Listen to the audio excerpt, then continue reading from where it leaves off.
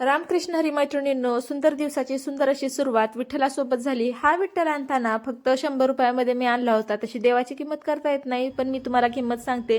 इतका आवडला 100 रुपयामध्ये, मी म्हणलं कायच येणार आहे. पण एक प्रॉब्लेम आहे, या विठ्ठलामध्ये माझ्या काय कमी आहे ते तुम्ही सांगा बरं का. कारण मला तर माहिती आहे माझ्या विठ्ठलामध्ये काय कमी आहे. घडवतानाच त्याच्यामध्ये एक कमी राहिली आहे, आणि ती जर तुम्ही ओळखली तर खरेच तुम्ही हुशार आहात. आता लगेच माझे काही कामं आवरले आणि दीदीच्या घरी गेले. Good morning. सुप्रभात मम्मा, सुप्रभात. मला नाही वाटत. आले की पाया पडत असते. कसे आहेत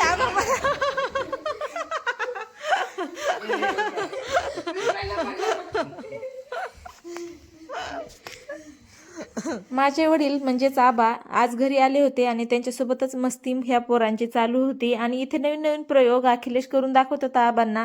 लगेच आबा घराकडे जायला निघाले आणि त्यानंतर मीही घराकडे जावं म्हटलं तर तेवढ्यात भाऊजी आले. CIDचा आम्ही प्रोग्राम बघत होतो, त्यांना आम्ही तेच विचारत होतो की खरंच असं असतात का, तर तेच त्याची माहिती सांगत होते. आता ह्या 2 पर्या कोण, लगेच मी घरी आल्याच्या नंतर बघितलं तर ह्या 2 पर्या येऊन बसलेल्या होत्या, पार्लरमध्ये आलेल्या होत्या बरं का. आणि ही फक्त 11 महिन्याची होती, हिचा हेअर कट करायचा होता.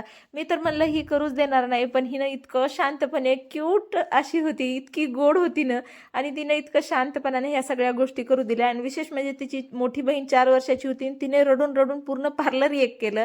लगेच तिच्या आईचं फेशियल करायला घेतलं. आता दिवस तर माझा असा गेला होता आणि असाच जातो, माझे ठरवलेले कामं कधीच होत नाहीत. तर चला, तुम्ही चॅनलला सबस्क्राईब करा. भेटू लवकरच पुढच्या व्हिडिओमध्ये. तो